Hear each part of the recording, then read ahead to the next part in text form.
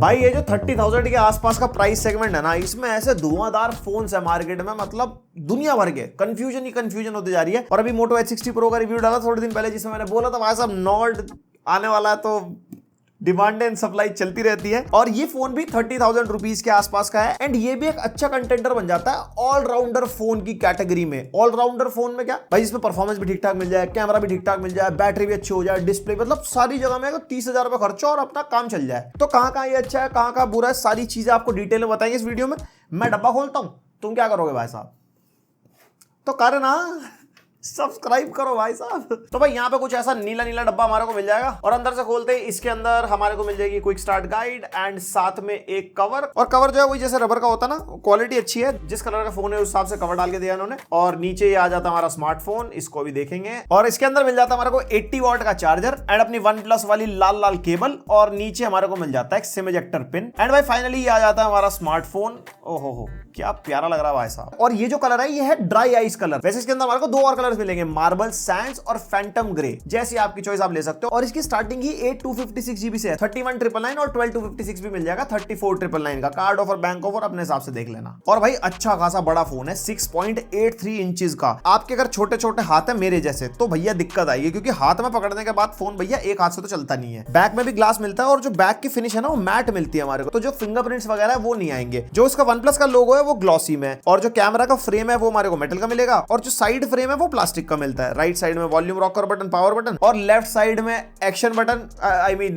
Plus की, OnePlus वालों की, जिसके थ्रू वो AI माइंड स्पेस वगैरह एक्सेस कर सकते हो, वरना की को कस्टमाइज कर सकते हो, कैमरा, साइलेंट रिंगिंग वगैरह। मेरे केस में तो साइलेंट रिंगिंग सबसे बढ़िया है, क्योंकि इन्होंने स्लाइडर भगा दिया ना अपना। मैं बहुत नाराज हूं भाई साहब, मैं वो फूफा हूं जो नाराज बैठा हूं OnePlus से। और बॉटम में USB-C 2.0 का पोर्ट, साथ में दो माइक्रोफोन्स, एक सिम ट्रे जिसके अंदर डुअल नैनो सिम डाल सकते हो, नो SD कार्ड, स्पीकर मिल जाएगा। टॉप पे भी हमारे को एक स्पीकर, एक IR सेंसर और एक नॉइज कैंसिलिंग माइक्रोफोन। और भाई पीछे से बहुत स्लिपरी है फोन, आपको मैं रेकमेंड करूंगा कवर के साथ चलाना। यहाँ पे ऐसे मखमल हाथ छुओ तो मजा आता है, लेकिन ग्रिप नहीं है भाई साहब। और भाई इतना बड़ा फोन है, बैटरी भी इसमें अच्छी खासी है, तो 215 ग्राम्स के आसपास का वेट, और थिकनेस भी 8.1 mm के आसपास है। तो लंबा चौड़ा मोटा भारी सब कुछ है फोन आपका। और डिस्प्ले प्रोटेक्शन में गोरिल्ला ग्लास 7 आई है। बैक की प्रोटेक्शन का कुछ नहीं पता, और IP65 रेटेड है। यार मेरे हिसाब से इस प्राइस पॉइंट पे IP68 कम से कम होता, 69 चलो ना भी हो, क्योंकि इसी प्राइस पॉइंट पे मोटो H60 Pro IP68 69, यार ये नहीं है। और इसके अंदर हमारे को स्टीरियो स्पीकर्स मिलते हैं, जिसके अंदर नीचे वाला स्पीकर लगभग 70% लाउड है, ऊपर वाला 30% है। एक ऑडियो सैंपल भी सुन लो। स्पीकर इस प्राइस सेगमेंट में मेरे को सबसे बढ़िया लगे, काफी अच्छे खासे लाउड है, हाईज भी अच्छे हैं, थोड़े क्रिस्प भी लगते हैं, मफल्ड सी आवाज नहीं लगती, ओवरऑल डिसअपॉइंट नहीं करते। बट हाँ, कोई भी डॉल्बी एटमॉस का सपोर्ट नहीं है। OnePlus का फोन है तो हॉलो ऑडियो का सपोर्ट मिलता है, जो को सेटिंग्स मिल जाएगा, ऑन ऑफ कर सकते हो, वर्चुअल सराउंड साउंड क्रिएट कर देता है एक्सटर्नल डिवाइसेस पे। और साउंड इफेक्ट सेटिंग में भी काफी मोड्स मिलते हैं, स्मार्ट, मूवी, गेमिंग, म्यूजिक वगैरह। ये हेडफोन्स वगैरह पे ही काम करते हैं, अलग अलग कंटेंट के हिसाब से चेंज कर सकते हो। और हैप्टिक्स में X एक्सिस मोटर है, यानी कि अच्छे वाले हैप्टिक्स मिलते हैं, एकदम बढ़िया जिग वाली आवाज आती है टाइपिंग वगैरह में। एंड UI इंप्लीमेंटेशन अच्छा है, जैसे वॉल्यूम कम ज्यादा करने पे या ब्राइटनेस कम ज्यादा करने पे फील होती है। और हैप्टिक्स अच्छे क्यों है, क्योंकि वही वाले जो रियलमी के फोन्स में नहीं मिलते, वो हैप्टिक्स जो पूरा एक्सपीरियंस लेने के खट खट खट खट खट बड़ा मजा आता है सुनने भाई। एंड भाई डिस्प्ले जहां पे डिसअपॉइंट नहीं करता फोन, 6.83 इंचेस की डिस्प्ले है भाई, और एक्वा टच 2.0, गीले हो जाए तो गीले हाथों से भी मतलब चला सकते हो। एंड 1.5 की फुल HD प्लस डिस्प्ले है, रेजोल्यूशन 2800 बाय 1272, और बेजल काफी पतले पतले भाई। स्क्रीन टू बॉडी रेशियो 93.6% का है, और यहाँ पे व्यूइंग एक्सपीरियंस अच्छा रहता है। और 144 हर्ट्ज का रिफ्रेश रेट है, और मुझे समझ नहीं आता है 144 हर्ट्ज देते हैं, लेकिन पूरा UI 120 हर्ट्ज पे चलता है। कोई भी एप्लीकेशन चलाने सब जगह 120 हर्ट्ज चलेगा। एंड किसी ऐप में बाई चांस नहीं चलता तो इसकी सेटिंग्स में जाके ना आप ऐप पे सेट भी कर सकते हो 60, 90, 120 कि वो वाली ऐप कितने हर्ट्ज पे चलनी चाहिए, प्रॉपर फुल यूटिलाइजेशन कर सकते हो। 144 हर्ट्ज का नहीं, 120 हर्ट्ज का। और हमारे को 300 हर्ट्ज का टच सैम्पलिंग रेट मिल जाता है, जो कि गेमिंग वगैरह के लिए ठीक है। साथ में 3840 हर्ट्ज की PWM डिमिंग, ये उसके लिए कि अगर आपकी ब्राइटनेस कम है, आप यूज कर रहे हो, तो आंखों पे स्ट्रेन नहीं पड़ता, फ्लिकर होती है ना, तो जितनी ज्यादा PWM डिमिंग होगी उतना बेटर। और कलर गैमेट भी अच्छा है। इसके अंदर डिफरेंट मोड्स पे हमने टेस्ट किया था। सिनेमैटिक पे 98% sRGB, 89% P3 निकल गए, लेकिन जैसे विविड पे टेस्ट किया तो कलर्स हमारे कम आए थे। सिनेमैटिक ज्यादा कलर एक्यूरेट है, एंड ब्राइटनेस भी अच्छी। साथ में हमारी टेस्टिंग में ऑल टाइम ब्राइटनेस 800 निट्स के आसपास, और आउटडोर की all time brightness brightness 967 nits के आसपास। और बाकी जो ब्राइटनेस के ब्रांड की तरफ से नंबर मिलते हैं वो किसी एक स्पेसिफिक पार्ट के होते हैं, लेकिन जो ब्राइटनेस इस फोन की है, इंडोर यूज करो आउटडोर यूज करो कोई दिक्कत नहीं आती। और डिस्प्ले साथ में HDR10 plus and Dolby vision supported है। और भाई OnePlus का फोन ग्रीन लाइन इशू की बात क्यों ना करें, तो यहाँ पे आपको life time screen replacement warranty मिलती है अगर ग्रीन लाइन इशू आता है आपको, और ये इन्होंने अपनी वेबसाइट में मेंशन कर रखा है, लेकिन सिर्फ तब तक जब तक OnePlus उस डिवाइस के पार्ट्स बना रहा है, बाद की कोई गारंटी नहीं है। और मल्टीमीडिया में वाइड वन L1 का सपोर्ट है, यानी कि फुल HD तक कंटेंट और OTT,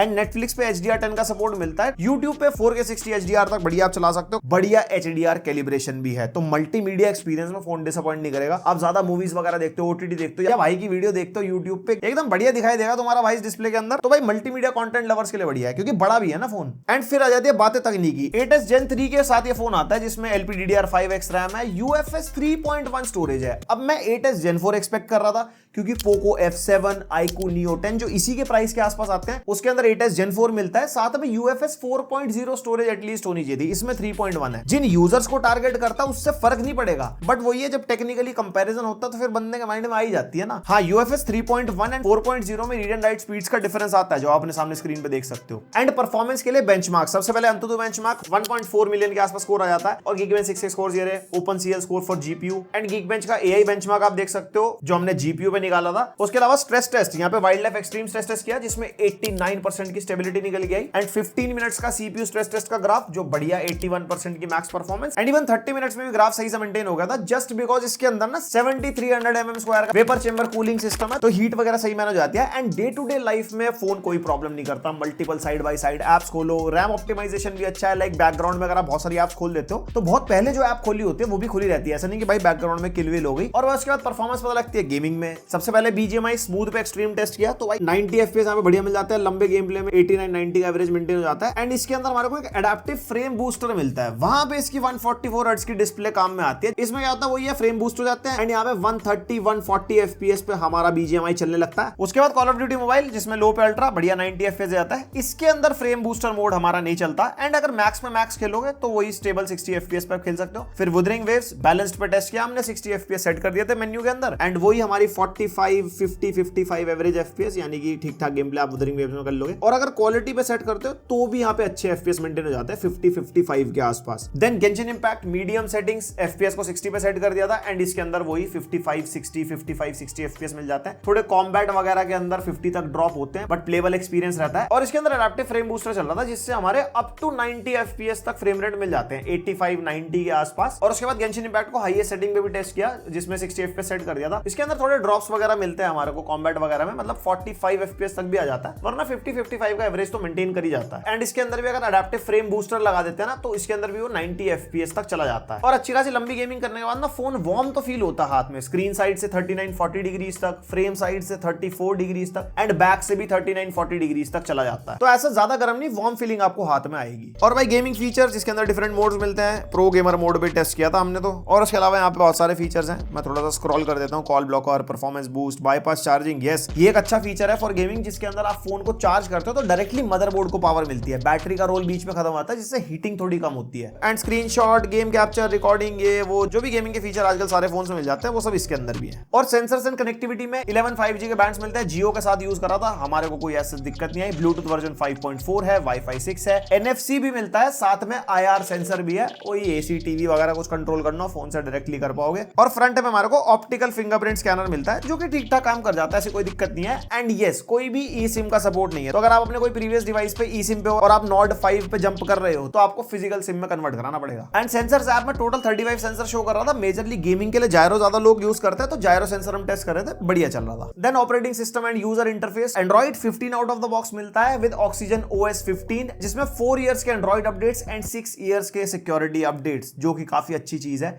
एज पर 30,000 rupees phone. And out of the box कुछ ये एप्लीकेशन मिलेंगी, ज्यादा कुछ नहीं है, जैसे फोन पे लिंक्डइन वगैरह इंस्टॉल्ड है। एंड इनका अपना ऐप पिक्स भी है जिसको आप चाहो तो डिसेबल कर सकते हो, और एक्स्ट्रा एप्लीकेशन को आप चाहो तो अनइंस्टॉल वगैरह भी कर सकते हो, तो ऑलमोस्ट क्लीन एक्सपीरियंस है। एंड 30,000 के प्राइस पॉइंट के आसपास में जितने फोन्स है, यूआई के मामले में तो मैं भी स्पेसिफिकली कहूंगा OnePlus काफी बढ़िया है। Funtouch OS iQOO Neo 10 में मिलता है जो कि इतना ज्यादा फन नहीं दिलाता, Moto H60 Pro इतना फीचर लोडेड नहीं है बिकॉज वो बहुत ज्यादा क्लीन एक्सपीरियंस देता है। देन Poco F7 में हाइपर OS आता है जो कि ऑक्सीजन OS के आगे मुझे इतना ज्यादा अच्छा नहीं लगता। तो भाई UI में आपको फील आएगी जैसे लाइव अलर्ट्स वगैरह हो गए जो ऊपर आता है, dynamic bar, like torch, charging, super book, Spotify music वगैरह में जाता है। एंड ओ डायलर मिलता है तो कॉल रिकॉर्डिंग वगैरह में सामने वाले को कोई नोटिफिकेशन नहीं जाएगी, रिस्पॉन्सिबली रिकॉर्ड करना। उसके अलावा विजेट्स कस्टमाइजेशन, लाइव वॉलपेपर वगैरह मिल जाते हैं। एंड यस ओपन कैनवस ये एक तरीके का स्प्लिट स्क्रीन फीचर है, बस थोड़ा सा अपग्रेडेड है। लाइक रीसाइज कर सकते हो, आपको ड्रैग एंड ड्रॉप शेयरिंग कर सकते हो टेक्स्ट वगैरह की, फोटो वगैरह की बिटवीन एप्लीकेशंस। उसके अलावा क्लियर वॉइस, अगर बैकग्राउंड में ज्यादा नॉइज है, कोई मीटिंग या कॉल ले रहे हो तो वो रिड्यूस हो जाएगी। एंड साइड बार मिल जाती है जिसके अंदर AI वॉइस स्क्राइब हमारे को मिल जाता है जो रिकॉर्डिंग्स को समराइज कर देता है, इवन कैप्शन वगैरह भी दे देता है। जिसके अंदर इंग्लिश को तो ऑब्वियसली बढ़िया समझता है, लेकिन रीजनल लैंग्वेज लाइक हिंदी में अपनी वीडियो चला के देख रहा था, पता नहीं जो मैं बोल रहा था वो तो नहीं समझा ये,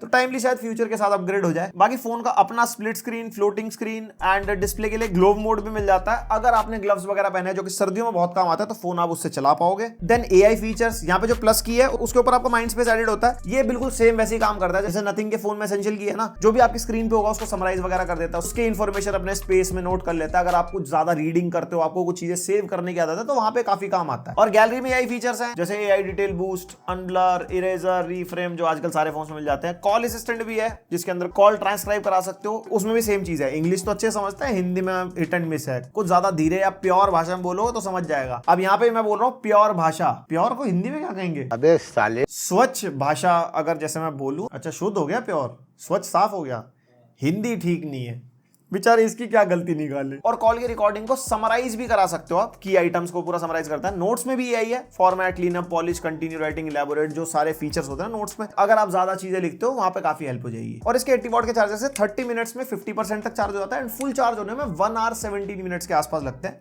जो कि ठीक है। एंड भाई साहब बैटरी, मैं कह रहा इन्वर्टर घोषित कर दो, आजकल फोनों में अंधाधुनी बैटरी आ रही है भाई। 6800 mAh की बैटरी है इसके अंदर। हमारे स्टूडियो में एक बंदे ने इस पे गेमिंग, मल्टीमीडिया, मतलब बिल्कुल जो कोर यूसेज होता है ना पूरा घुस के फोन चलाने वाला, उसके अंदर 8 to 9 आवर्स का स्क्रीन ऑन टाइम निकल गया, यानी कि all day long battery backup. और अगर आप थोड़े हल्के यूजर हो ना, वही कॉल वॉल कर रहे हो, थोड़ी बहुत एप्स चला ली, सोशल मीडिया चला लिया, तो एक दिन से ऊपर भी चल सकता है। और इसके अंदर ना बैटरी मोड्स भी मिलते हैं। वैसे हमने तो बैलेंस मोड पे यूज किया था, उसके अंदर हाई परफॉर्मेंस भी है, पावर सेविंग भी है, सुपर पावर सेविंग भी है। डिफरेंट मोड्स पे भी डिफरेंट बैटरी बैकअप आप निकलवा सकते हो। हाई परफॉर्मेंस में थोड़ा फोन वार्म फील होता है इवन ऑन बेसिक यूसेज, तो बैलेंस मोड मेरे को ज्यादा सही लगा। फिर आ जाता है कैमरास। प्राइमरी 50 मेगापिक्सल है हमारा, सोनी LYT 700 1x1.56 इंचेस का सेंसर है। और दूसरा हमारा 8 मेगापिक्सल का अल्ट्रा वाइड सेंसर है, कोई भी टेलीफोटो वगैरह नहीं है। एंड फ्रंट में हमारे को 50 मेगापिक्सल JN5 सेंसर मिल जाता है। और भाई इस फोन में फ्रंट एंड बैक दोनों से आप 4K 60 FPS में वीडियो रिकॉर्ड कर सकते हो। और ये है फ्रंट कैमरा का sample, quality is like this. पैदल चलेंगे तो स्टेबिलिटी बताओ, वो कपड़े लटक रहे किसी के पीछे, सब्सक्राइब। और ये है back camera sample, 4K 60 FPS पे रिकॉर्ड कर देता है। वॉकिंग शॉट है तो थोड़ी स्टेबिलिटी का आइडिया हो जाएगा।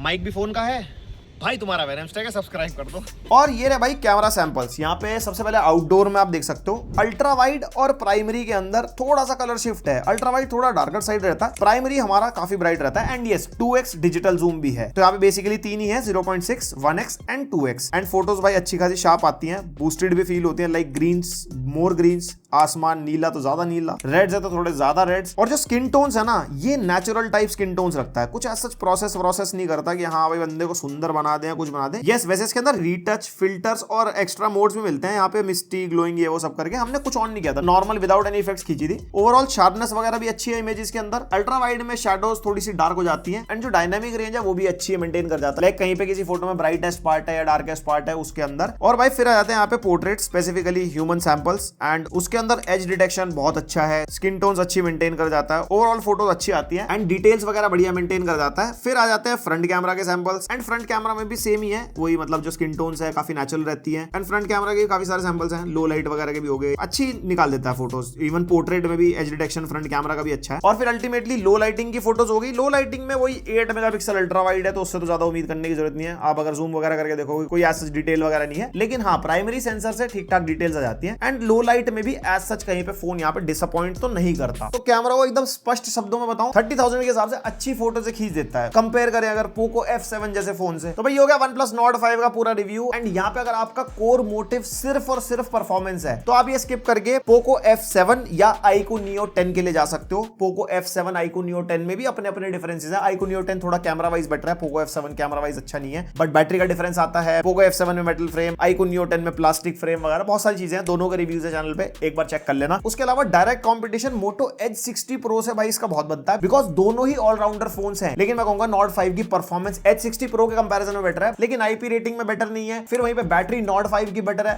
कैमरास दोनों के अच्छे हैं, लेकिन यहाँ पे मोटो H60 Pro में टेलीफोटो सेंसर एक्स्ट्रा मिल जाता है। फिर वहीं पे स्टोरेज टाइप का डिफरेंस है, मोटो H60 Pro 4.0 है, दिस इज 3.1। ये दोनों नेक टू नेक वाले हैं, आप अपने हिसाब से थोड़ा सा मन बना सकते हो। बाकी और कंपैरिजन वगैरह यूट्यूब पे काफी मिल जाएंगे, देख लेना। एंड एक ऑलराउंडर में नथिंग 3A Pro भी आता है, जिसका कैमरा सेटअप भी अच्छा है, but storage and RAM type के अंदर ये इतना बेटर नहीं है। उसके अलावा नथिंग OS है इसके अंदर, OS चॉइस बहुत सब्जेक्टिव हो सकते हैं, काफी क्लीन एक्सपीरियंस वगैरह देता है, and looks are also very subjective. And आप नथिंग फोन 3A Pro के बारे में क्या सोचते हो वो भी अपना कमेंट करके बता देना। वैसे इसका भी रिव्यू है, इवन जितने फोन्स मैंने आपको बताया भी सबके रिव्यू है चैनल पे, एक बार देख लेना। एंड अगर आपको कोई कंपैरिजन वगैरह चाहिए ना स्पेसिफिकली कुछ डिवाइसेस का, तो मेरे को कमेंट करके बताना, मैं कोशिश करूंगा कंपैरिजन वगैरह पोस्ट करने की जिसके सबसे ज्यादा कमेंट्स मिलेंगे। बाकी OnePlus Nord 5 को अगर कंक्लूड कर लेते हैं, ड्रॉबैक के मामले में आईपी रेटिंग बेटर हो सकती थी, उसके अलावा मुझे ऐसा जिसमें कोई दिक्कत लगी नहीं। बाकी आपके क्या थॉट्स है कमेंट करके बताओ, लाइक शेयर सब्सक्राइब करो, बस प्यार बांटो। मिलता है नेक्स्ट वीडियो, तक के लिए बाय।